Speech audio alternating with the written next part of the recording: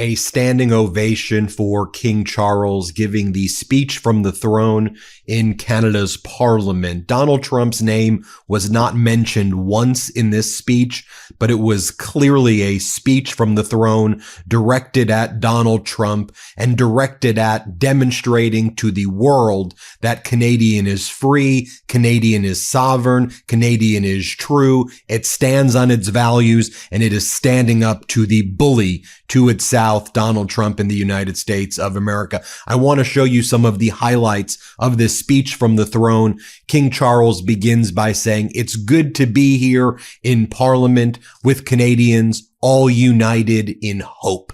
Play this clip.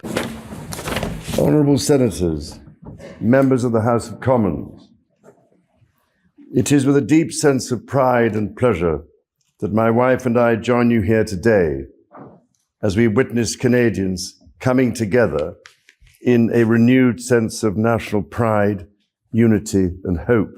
Next up, King Charles explains how there is uncertainty taking place, but Canada will confront the big hurdles that are confronting it. Here, play this clip. Speak for your communities, representing an incredible richness of cultures, languages, and perspectives. We owe it to this generation and those who succeed us to think and act for the greater good of all.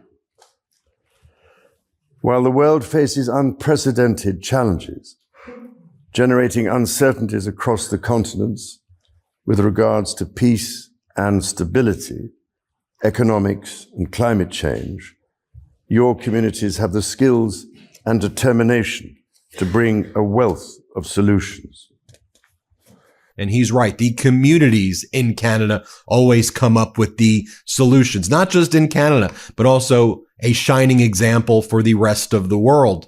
King Charles then talks about Canada achieving its independence and how the crown symbolically stands behind it, but that the crown is here, and King Charles wanted to make this visit to let Canada know that it is a major, major player in the Commonwealth and that the crown is with it all the way. Again, the message here being sent to Donald Trump, obviously, as well. Here, play this clip. It has been nearly 70 years since the sovereign first opened Parliament. In the time since, Canada has dramatically changed, repatriating its constitution, achieving full independence, and witnessing immense growth. Canada has embraced its British, French, and Indigenous roots and become a bold, ambitious, innovative country that is bilingual, truly multicultural, and committed to reconciliation. The Crown has for so long been a symbol of unity for Canada. It also represents stability and continuity from the past to the present. As it should, it stands proudly as a symbol of Canada today in all her richness and dynamism.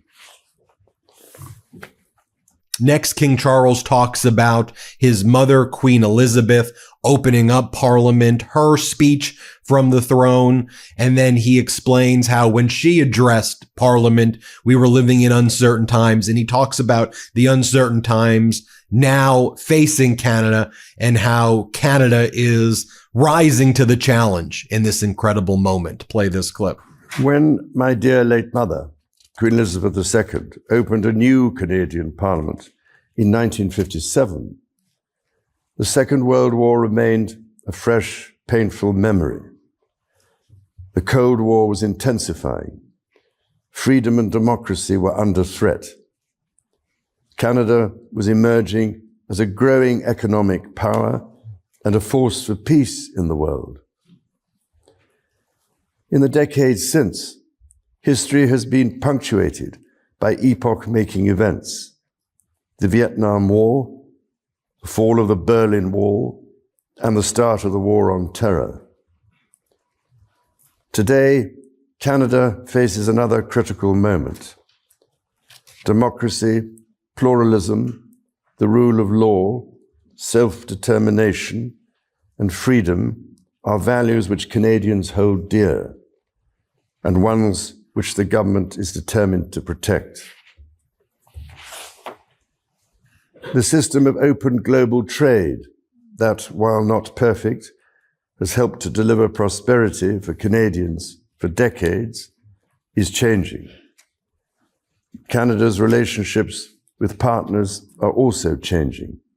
King Charles acknowledges that people in Canada are feeling uneasy, but that this is actually a great opportunity for Canada to lead. Play this clip. Many Canadians are feeling anxious and worried about the drastically changing world around them. Fundamental change is always unsettling.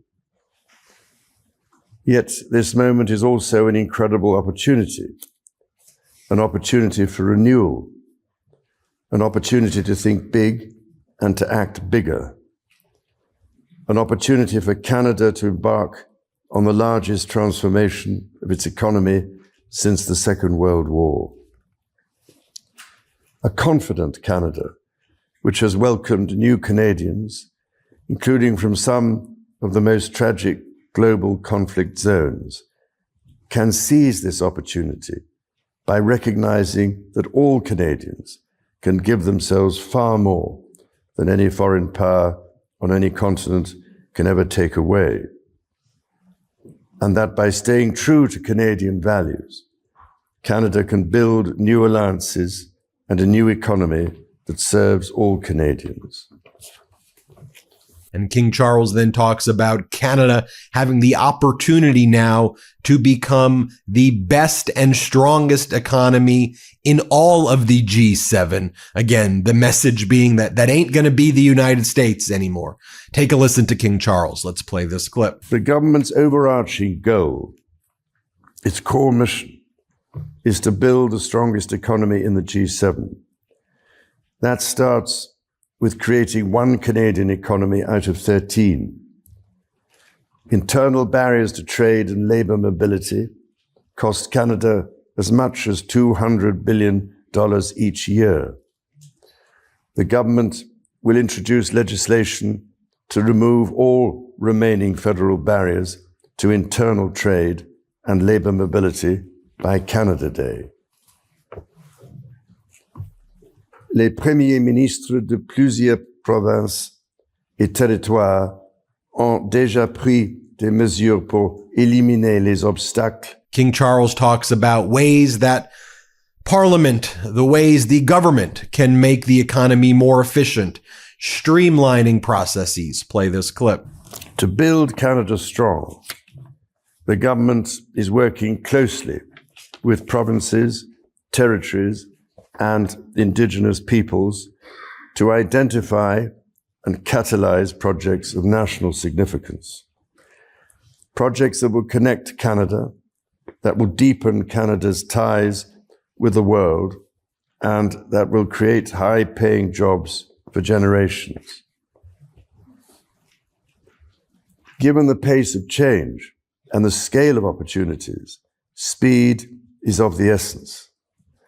Through the creation of a new major federal project office, the time needed to approve a project will be reduced from 5 years to 2, all while upholding Canada's world-leading environmental standards and its constitutional obligations to Indigenous peoples. The government will also strike cooperation agreements with every interested province and territory within 6 months to realize its goal of one project, one review. When Canadians come together, Canada builds things that last. King Charles does not hesitate to talk about the environment, climate change, respecting the rights of Indigenous people in Canada. Play this clip. Is core to Canada's identity. In 2022, Canada convened COP15 in Montreal, which concluded with 196 countries striking a historic agreement to protect 30% of their lands and 30% of waters by 2030. To this end, the government will protect more of Canada's nature than ever before through the creation of new national parks, national urban parks, marine protected areas, and other conservation initiatives. The government will always protect the rights and freedoms that the Charter guarantees for every Canadian. The government will be a reliable partner to Indigenous peoples, upholding its fundamental commitment to advancing reconciliation. Central to this commitment is the creation of long-term wealth and prosperity with Indigenous peoples. For that reason, the government will double the Indigenous Loan Guarantee Program from $5 billion to $10 billion, enabling more Indigenous communities to become owners of major projects. As Canada moves forward with nation-building projects, the government will always be firmly guided by the principle of free, prior, and informed consent. King Charles then reflects again on his mother, Queen Elizabeth, and her speech from the throne, where she said that no nation can exist unto itself. Again, a clear message being directed there to the United States. And then King Charles talks about how Canada is a shining example for the world. Let's play this clip.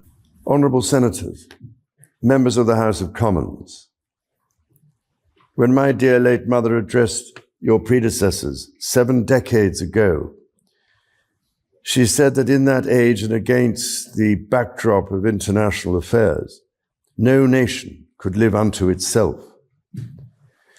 It is a source of great pride that in the following decades, Canada has continued to set an example to the world in her conduct and values as a force for good. I thought one of the most powerful lines from King Charles right here, where he talks about how the anthem reminds us all that in the North we are true, we are strong, and we are free. Here, play this clip. As the anthem reminds us, the true North is indeed strong and free.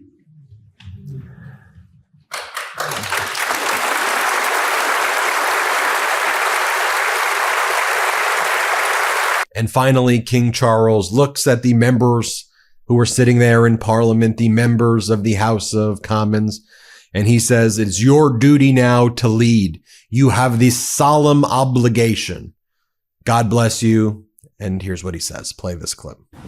Members of the House of Commons, you will be asked to appropriate the funds to carry out the services and expenditures authorized by Parliament. May you honor the profound trust bestowed upon you by Canadians. And may God bless and guide you in all your duties.